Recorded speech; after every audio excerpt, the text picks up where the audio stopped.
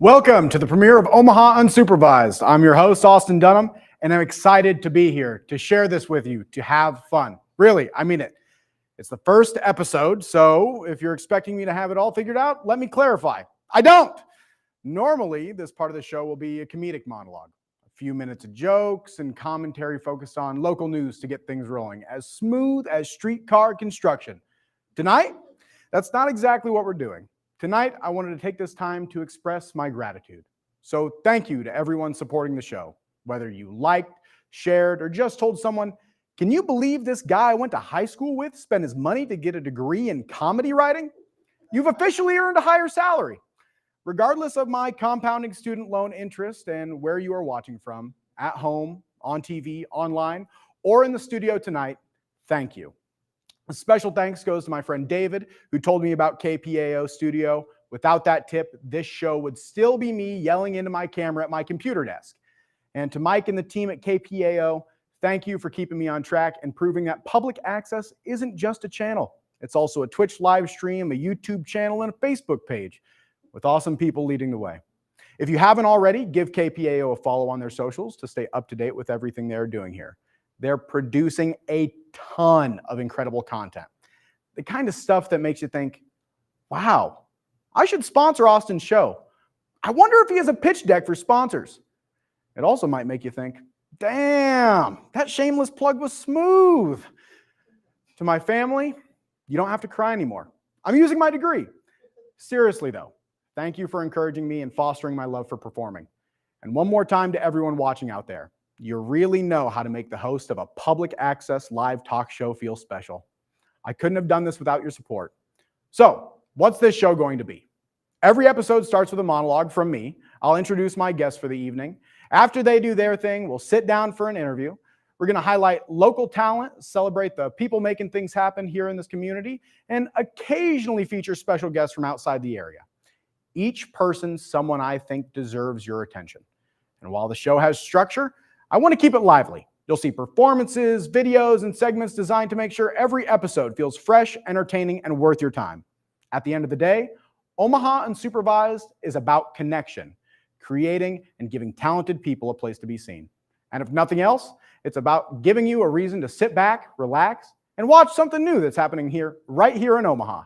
Thank you for being here, for supporting this project, and for joining me on this journey. Welcome to Omaha Unsupervised. Let's get started.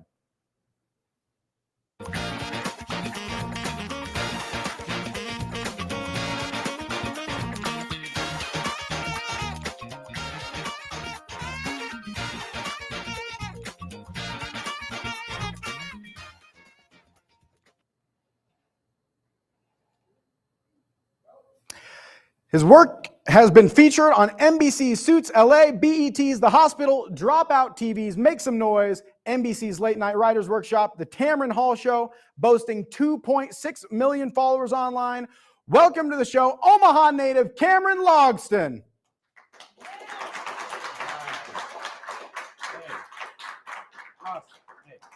Thanks for having me, man. I appreciate it. Hey, keep it going for Austin, everybody. We got it started. We love it. Congratulations on the show. This is good. It's good to be here. It's good to do things in a different format or to be out and about and be live. You guys agree with that, right? So sick of being on my phone. I don't know how you all feel. I'm so sick of being on my phone. I was scrolling the other day. I saw a video. I couldn't tell if it was AI or not. And like it's getting too real. You know? Like I was looking at it, you know, it was this video of Michael Jackson stealing some chicken nuggets. I logged off. I said, I can't do it. I threw my phone right into the Missouri. I can't do it anymore. My wife and I are trying to do more nature stuff, you know, like we started going hiking. Do y'all know about outside? Yeah, okay. So we've been trying to go hiking more. I didn't know how I'd feel about hiking. You know, it wasn't always necessarily my thing, but once I figured out like how to do it, like the point of it, I got into it, you know. Like if you've never been hiking, the goal is basically just to walk 8 hours in one direction, take a picture with your phone, and then walk back. That's kind of the whole point of it. And along the way, you'll get like, you know, the whole point, I'm being dishonest. The whole point really is that you're supposed to be like, taking in the sights, enjoying things, seeing scenery and nature and all this wonder. And it's supposed to be like this magical experience. But along the hike, you will get hike spoilers, okay? Hike spoilers are when somebody comes around a bend and they're coming from ahead of the trail, and they come around that corner and they look at you, and now they're gonna spoil what you're about to see. And they're always out of breath when they do it. Like, talking to them is like talking to Mark Wahlberg. They come out there like, hey, you guys are doing really good. There's a big moose right over there. You know, you're gonna love it. Like, they're ruining the hike for everybody. We were on a hike, my wife and I, and this one lady stops us, and she goes, "Oh my God, you two would make such cute babies." And like I didn't really know what that meant, you know? Like I didn't mean if she meant like if we made a baby, that it would be cute, or like if we shrunk down real small, you know, that she would spot us like a Hansel and Gretel situation. Like, I just didn't like the way she was rubbing her hands together when she said it. Like, that was weird. I didn't she have to do that part. That's weird. It's weird to comment on people in that way. Like, you know, to just say things like, "Oh, you guys would make cute babies." You never say the opposite. Like, out loud, you know. You wait till you're in the car on the way home, you know. But I don't know. I think it's strange for anybody to comment on millennials and whether they will or won't have kids. It's insane. Have you seen millennials? They're not ready to be grandparents. They still walk around in Pokemon t-shirts and stuff like that. Like, are you kidding me? Like, I just think it's insane to run up to two people who could barely keep a phone charged enough to play Pokemon Go and be like, "Hey, spend $100,000. Like, that's an insane thing to do. But what do I know? You know, the world is changing. There's all these billionaires and stuff now. In a lot of ways, I feel the same way about billionaires that I do about aliens, right? Like, it's not that I don't like them. I just don't like knowing that they're out there. And that they could just do whatever they want, you know? Like, I don't know. I want to go to Mars. I want to be in the White House, you know? Yeah. I want to test the limits of human ketamine consumption. Like, they're just doing all these experiments on us. And celebrities, I know celebrities are just trying to keep up, because the billionaire bar gets raised higher and higher, and all celebrities want to do so bad nowadays is be billionaires. Did you see that Kylie Jenner lied about being a billionaire? Did y'all see this? Kylie Jenner lied about being a billionaire. They flubbed the numbers, and I get it. It's probably social pressure, you know? I understand social pressure. I used to have to cover up the fourth stripe on my Fadidas, okay? I'm saying, I just know it's a lot of pressure. And now it's got them, now they're trying to take advantage of us, because what celebrities do is they turn around and they try to sell us a bunch of stuff that you know they don't use, you know? Like, I just saw that The Rock sells shampoo. It's at Target. You could go and look, it's not weird that like The Rock sells shampoo, because like everybody needs shampoo. I'm sure you got moss on the pebbles or whatever it is. And like he's bald, you know. He's so bald he makes a bald eagle look like an eagle, right? Like like The Rock is the only celebrity whose most famous haircut is a single eyebrow. Okay, you know what I'm saying? Like, this is gonna be too weird. If this is too weird, Austin, you don't have to invite me back. I don't know if this makes sense. To me, The Rock's whole body like looks like it's made up of different bald heads. Does that? You ever like see him in a polo, like he's just trying to get out at all angles? But the weird part isn't that he sells shampoo. The weird part is that I'm supposed to believe that The Rock would ever step foot in a Target. Okay. You're never gonna be like late for some kid's birthday party on a Saturday morning, running to get a last minute gift and see The Rock right next to you doing the same thing, holding up a little t-shirt like, "You know, I was looking for something in like a 2T or a 3T. Well, it's funny, actually. It's a gift. It's for my good friend Kevin Hart." Like, he's never gonna do. All right, everybody. I'm Cameron Logston. Thank you very much. Thank you for having me. This has been a blast. This is great. Very cool. Amazing, Cameron. Come on, take Oh yeah. Oh.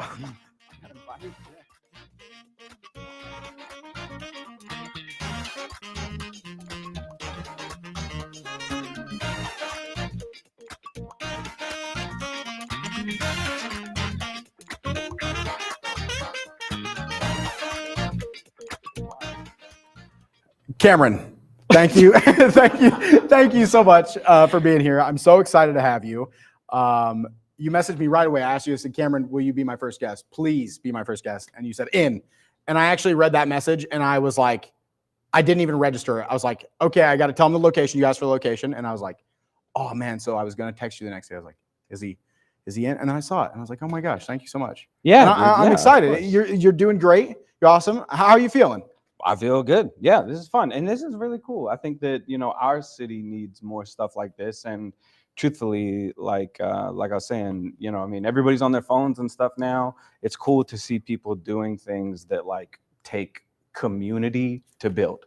You know what I mean? Like there's a whole group of people here that are working, and it's cool that they're working with you. I think that's awesome. That's way better than like, say, a dude talking to his phone in 100 different voices all by himself. That can't be good for a person, But people love it. I don't know. Well, Cameron, Halloween's right around the corner. Yeah. And in the spirit of tricking and treating, okay. I know that you're a big ice cream fan. Oh yeah, for sure. So I had to ask, yeah, what is your favorite candy topping? Do you do candy toppings?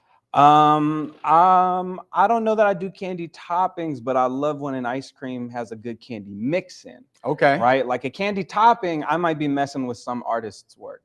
Okay. Like I'm not gonna put ketchup on a sushi roll or some steak or what. I don't know what people put ketchup on. I'm just saying, I don't know that I'm not a big topping person, but if it's been worked in, I want Oreos. I want to go. I want to try your cookies and cream. I want to try whatever your Oreo take is. I want that. Do you have a favorite ice cream place here in Omaha? Yeah, I do. What is it? Is it?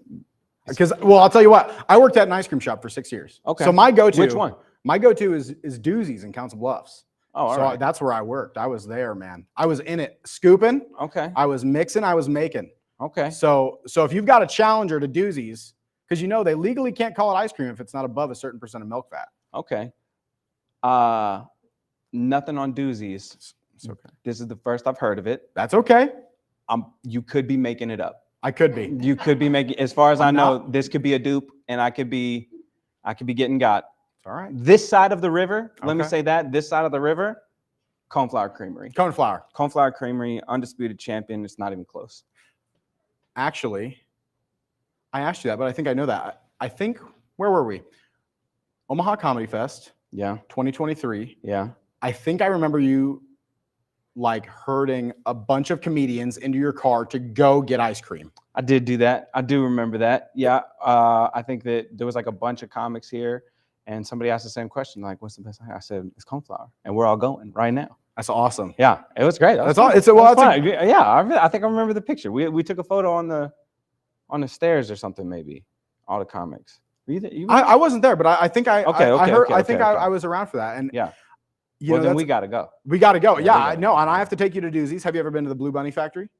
No, I've never been to the Blue Bunny Factory. I don't want to know about factories. No, okay. I want to know about factories, but if I see food come out of a factory, I want to eat it so much less.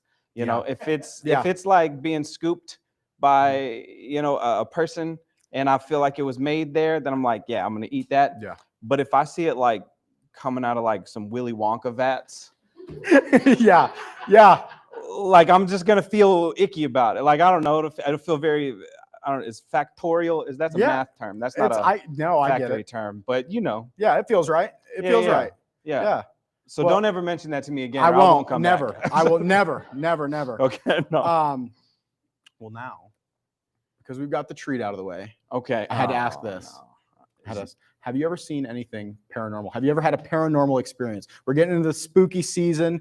Sun's starting to set earlier. It's getting dark out. Have you ever seen a ghost?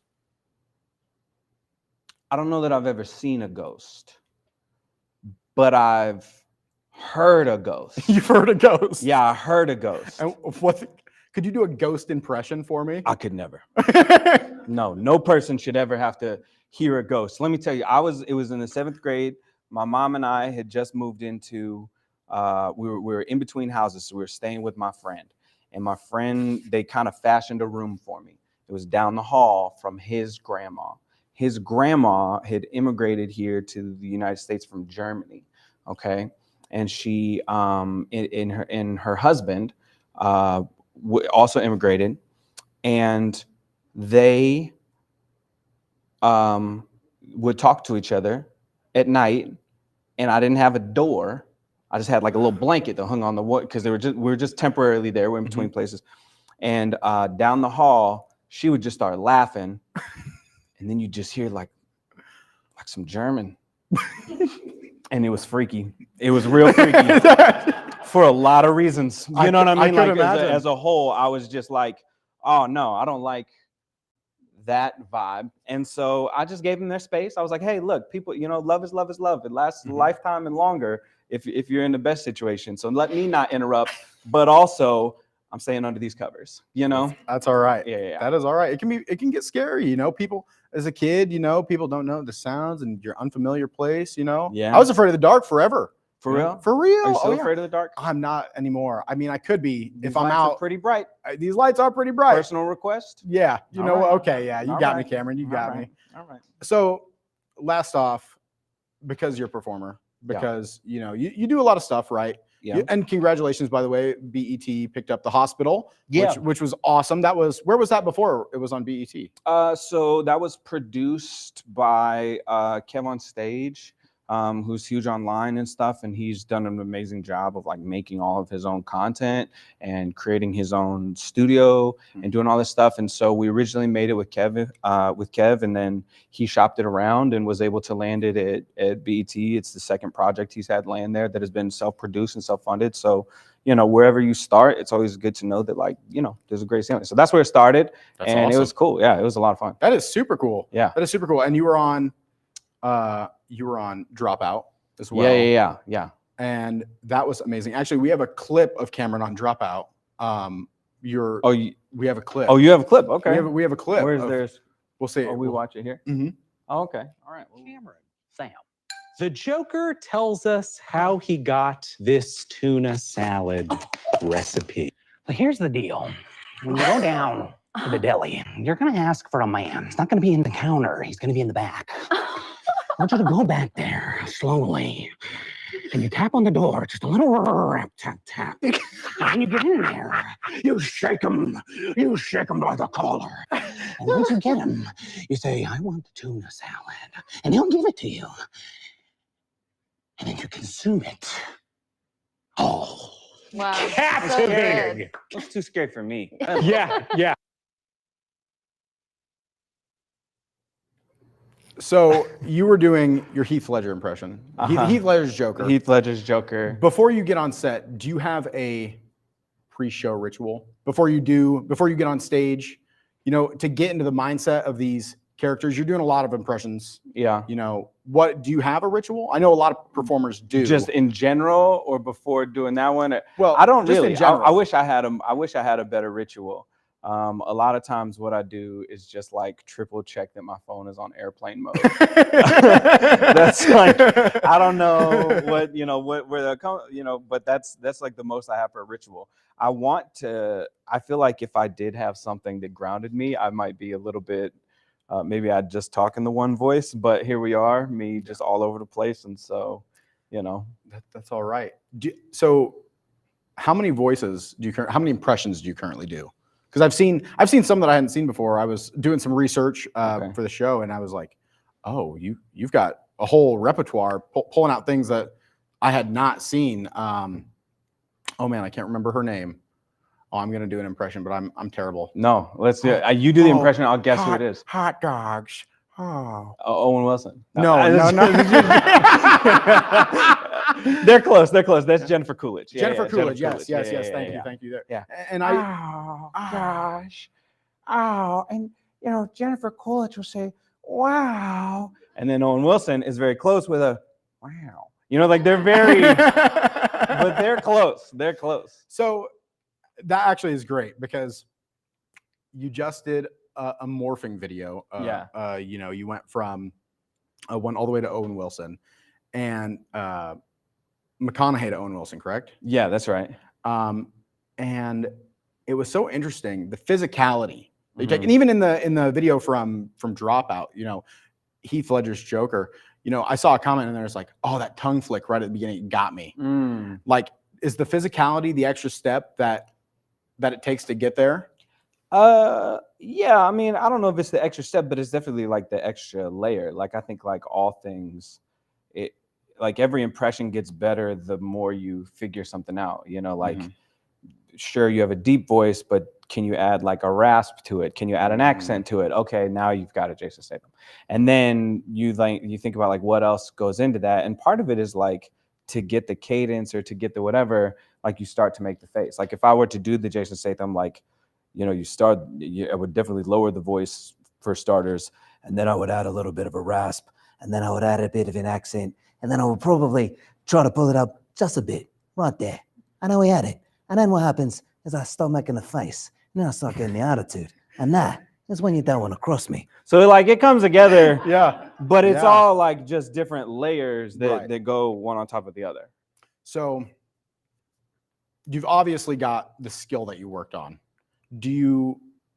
Was this a talent, right? When did you learn that you could do this? Because I feel like a lot of people get talent and skill. Like you can have a knack for something, but you're putting in a lot of work to do these voices. Yeah. So what is that for you? What's that look like? I mean, it was always probably, like a talent. Like it was something I just kind of had a knack for when I was a kid, for sure.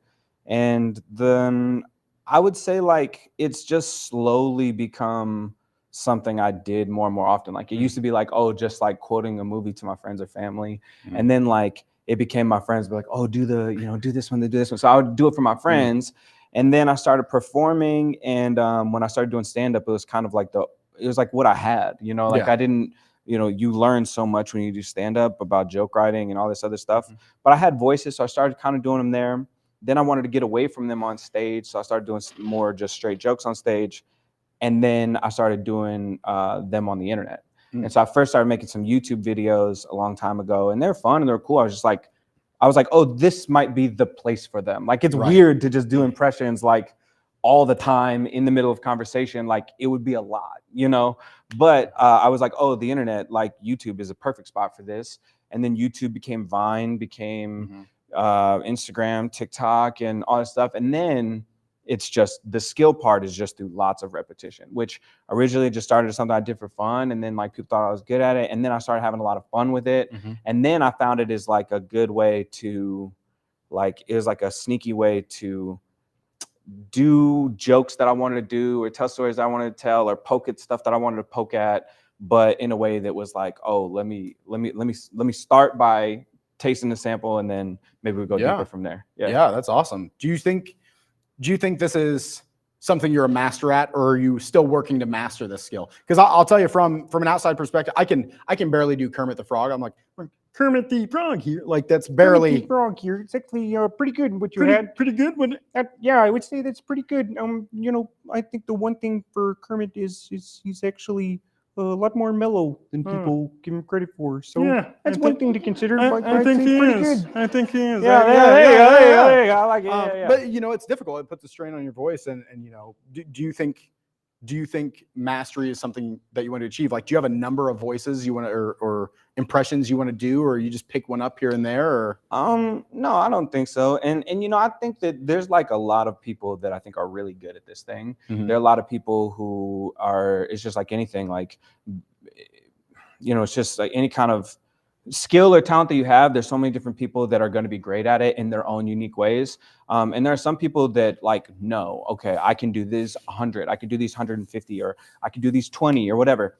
And I've never really sat down to count it. I mean, the closest I got, I was probably, you know, it's a high number, but I would say that what happens more often than not is, especially when performing, is I try to find impressions, or I get hooked on impressions that like, I know people will recognize because they're more fun that way. Like it's hard. The celebrity culture that exists now is so different than the celebrity culture that we all grew up with. Like there's so many people that are like, have millions and millions of followers online, but you've never heard of. And I like my kid tells me this stuff all the day. Like I'm like, I don't know who that is. I've never seen that person. You're like, this person's got 20 billion followers. Like, how would I know? You know what I mean? Like I know Arnold Schwarzenegger and that's it. Like that's, but I do think that like celebrity culture has changed. And so I pick people that I know like lots of generations have seen or had fun with, because I do think that helps like more people enjoy the joke. So I feel like I end up doing people that are common, But then I also will do people that like get stuck in my head. Like for whatever reason, I really wanted to do a Lin-Manuel for a long time. And now he's one of my favorite people to do. Awesome. And love that impression. thank you. I would say that he's not like the most popular person in terms of the people that are out there, but he's extremely popular for the people that know him and extremely popular for like a huge part of the world. And on the flip side, like the Mark Wahlberg crowd doesn't always overlap with the Lin-Manuel Miranda crowd, I guess is what I'm saying. Yeah. Oh, yeah. But what I would say is they're both fun for me, and they're parts of culture that I think like we can all laugh at and enjoy. And so, I try to do as many people I can, but sometimes I'll do one for a while and then I forget I could do it, and then I'll forget how to do it. Oh. And somebody will ask and I'll be like, oh snap, I don't know, I haven't done. Is that a common occurrence? Do you get recognized in the street? I mean, you've got 2.6 million followers across platforms. Are you getting stopped? Yeah, more and more people stop. I think especially when I have like big projects, I think people fail to realize how big traditional media still is, and even like non-traditional media like Dropout, which is a network and a group of people putting stuff together, but that's still significantly bigger than any one person trying to do things on their own. But more and more people will stop me and they'll be like, oh, I saw you on Dropout, or I follow you, or I saw you on thing. And that's very cool. But I feel like despite what people would think, people don't usually ask that much. No, they don't. I think that like we've gotten better as a society at like recognizing that cameras are always on and people that they're always on, and we don't want to be on, and we're hopefully recognizing that other people don't want to be on. And so I do feel like people are like more chill about it. But I know that like if it were the 90s or something, you wouldn't be able to stop, Jim Carrey or whoever, they'd be like, do whatever, or Dana Carvey and all these things. But it's very different, I think, for this era. Well, Cameron, thank you so much. It has been a pleasure. This has been absolutely wonderful. Can you give me an Owen Wilson wow one more time? Oh, yeah. All right, here we go. This is going to be our best Owen Wilson wow. All right, everybody try and do it with me. All right, here we go. Ready? 3, 2, 1. Wow. All right, that was really good. Thank you so much, Cameron. Thank you so much for being here for the premiere of Omaha Unsupervised. This has been amazing. I'm so glad. Check us out the next third Thursday of November. We're bringing Matt Geiler to the studio. We're going to have a lot of fun. It's going to be a great time. Thanks for checking us out. See you later, guys.